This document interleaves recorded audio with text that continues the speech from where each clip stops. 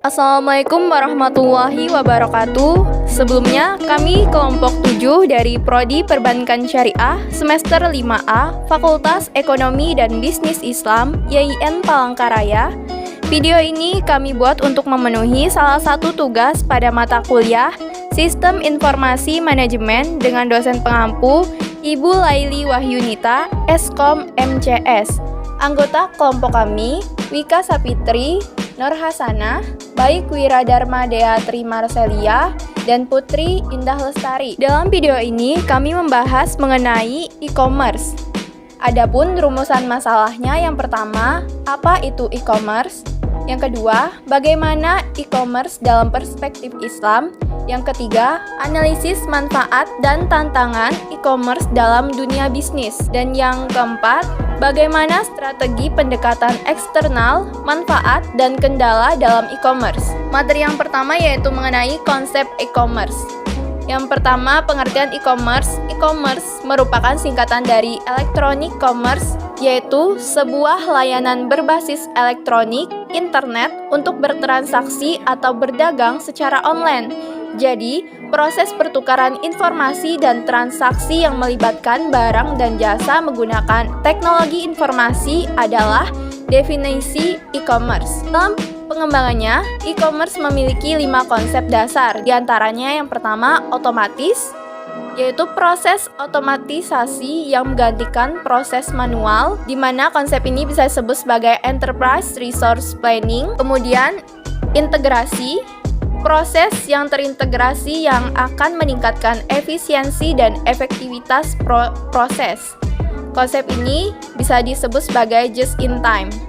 Kemudian, publikasi, memberikan jasa promosi dan komunikasi atas produk dan jasa yang dipasarkan, yaitu konsep elektronik katalogin. Kemudian, interaksi, yaitu pertukaran data atau informasi antara berbagai pihak yang akan meminimalkan human error, yaitu konsep electronic data interchange. Kemudian, transaksi, kesepakatan antara dua pihak untuk melakukan transaksi melibatkan institusi lainnya sebagai pihak yang menangani pembayaran, yaitu konsep electronic payment. Aplikasi e-commerce disusun berdasarkan infrastruktur teknologi, yaitu kombinasi komputer, jaringan komunikasi, dan software komunikasi.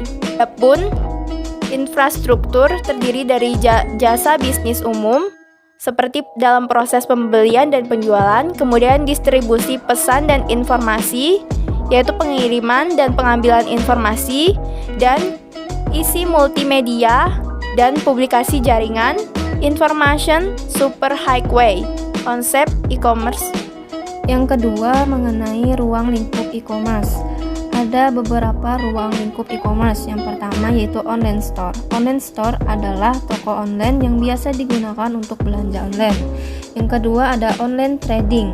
Online trading merupakan perdagangan elektronik, kadang-kadang disebut dengan e-trading, adalah metode perdagangan efek atau seperti saham dan obligasi, valuta asing atau derivatif keuangan elektronik. Yang ketiga ada online auction atau lelang online, adalah lelang yang diadakan melalui internet.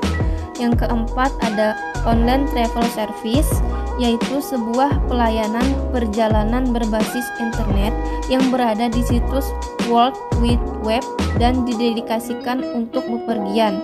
Situs ini dapat difokuskan pada ulasan wisata, tarif perjalanan, atau kombinasi keduanya.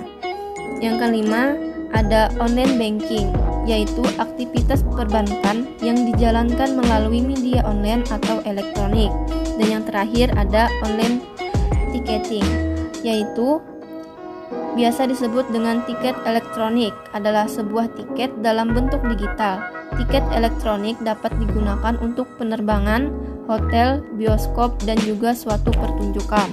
3 yaitu jenis-jenis e-commerce. Yang pertama ada business to business, yang kedua ada business to consumer, yang ketiga ada consumer to consumer, Yang keempat ada consumer to business, dan yang kelima ada business to administration. Kemudian yang keempat yaitu proses jual beli dalam e-commerce. Proses bisnis pertama di dalam sistem e-commerce ini dinamakan informasi sharing.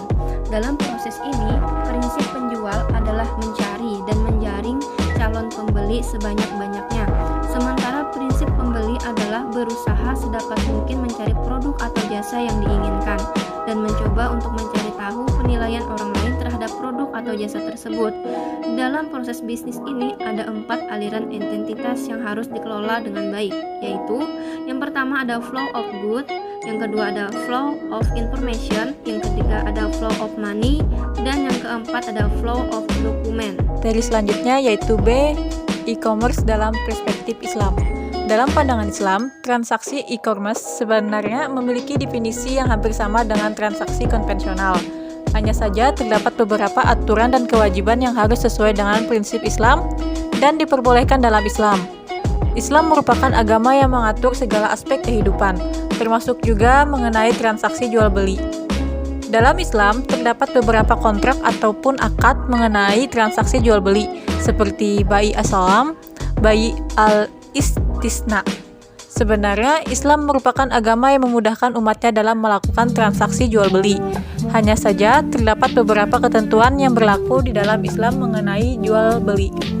Islam melarang transaksi jual beli yang mengandung unsur riba, ghar, penipuan, paksaan, dan maisir serta haram. Proses pembayaran ini dalam e-commerce dapat dilakukan dengan sistem transfer bank, cash on delivery atau COD, maupun menggunakan fasilitas kartu kredit. Namun, hal yang perlu diperhatikan dalam penggunaan kartu kredit ialah adanya unsur riba, sehingga proses pembayaran melalui kartu kredit tidak disarankan dalam Islam. Materi selanjutnya yaitu C. Analisis manfaat dan tantangan e-commerce dalam dunia bisnis. Ada beberapa manfaat e-commerce, yaitu sebagai berikut. Yang pertama, jangkauan global. Suatu perusahaan dalam merintis suatu bisnis dapat menjadikan bisnis tersebut dalam jangkauan yang luas, di mana dapat menjangkau para konsumen potensi dalam jumlah besar dalam penghitungan global. Yang kedua, penambahan jam buka. Suatu perusahaan dapat membuka bisnis tersebut dalam waktu 24 jam atau bisa dibilang setiap hari. Yang ketiga, pengurangan biaya. Perusahaan yang dapat pengurangan biaya dalam hal pembiayaan iklan yang mana lebih murah dibandingkan dengan media iklan TV, koran, maupun radio. Yang keempat, kustomisasi dan personalisasi. Pemasaran dapat keunggulan komparatif karena dalam hal ini kemampuan perusahaan untuk memprediksi secara kuat apa pilihan konsumen atau pelanggan kita, sehingga dapat menjadi suatu keuntungan bagi perusahaan. Yang kelima, inovasi model bisnis. Perusahaan dapat dengan mudah menginovasi model bisnisnya yang dimana bisa dilihat dari keinginan para konsumen agar mendapatkan keuntungan. Yang keenam, kecepatan time to market. Perusahaan yang dapat dengan mudah dalam mencari gagasan perencanaan produk baru, di mana ini dibutuhkan pihak-pihak yang terlibat dalam pencarian suatu gagasan ide bila ingin inovatif. Yang ketujuh, rantai pasokan dinamis. Perusahaan dapat dengan mudah dikarenakan rantai pasokan yang dinamis. Yang kedelapan, biaya komunikasi atau koordinasi lebih rendah. Perusahaan dapat memanfaatkan media sosial untuk komunikasi dengan pemasok, pabrik, penyalur, serta pelanggan secara online. Yang kesembilan, efisien penggandaan. Perusahaan juga dapat dengan efisien bisa memenuhi kebutuhan pasokan barang tentu saja secara efisien. Yang ke-10, meningkatkan hubungan dengan konsumen. Perusahaan dapat dengan dalam meningkatkan hubungan antara konsumennya dikarenakan keterlibatan suatu teknologi. Yang ke-11, informasi yang up to date. Perusahaan juga dapat mengembangkan bisnis tersebut karena informasi yang didapat dari keinginan para konsumen membuatnya lebih up to date. Selanjutnya, tantangan e-commerce. Ada beberapa tantangan e-commerce yaitu sebagai berikut. Yang pertama, keamanan dalam proses pembayaran. Yang kedua, kepercayaan dan risiko konsumen dalam proses pengiriman yang membutuhkan waktu. Yang ketiga, keterbatasan sumber daya manusia. Yang keempat, modal bisnis. Dan yang terakhir, yang kelima, budaya. Baik, materi selanjutnya yaitu yang D, strategi pendekatan eksternal, manfaat, dan kendala dalam e-commerce. Yang pertama, pendekatan e-commerce, memberikan pilihan kepada produsen tentang jenis usaha dan skala usaha yang akan dikembangkan.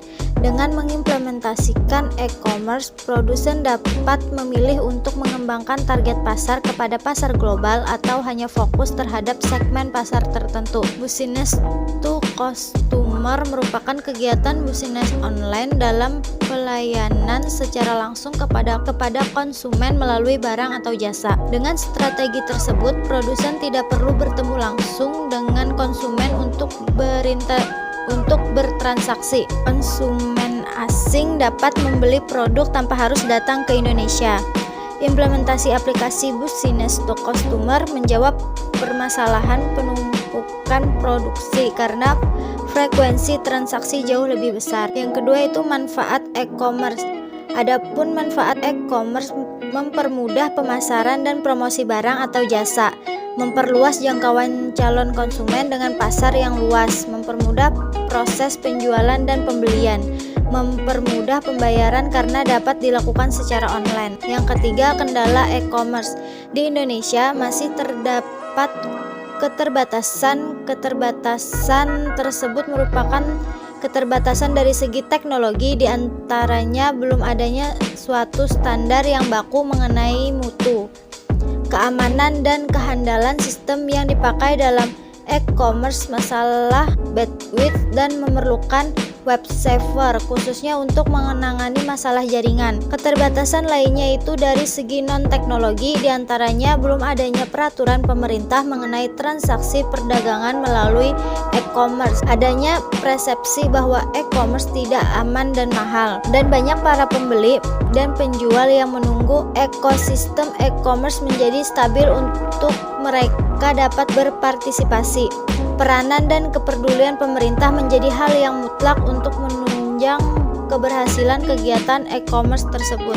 Demikian yang dapat kami sampaikan. Mohon maaf apabila ada kesalahan dan terima kasih. Billahi taufik wal hidayah. Wassalamualaikum warahmatullahi wabarakatuh.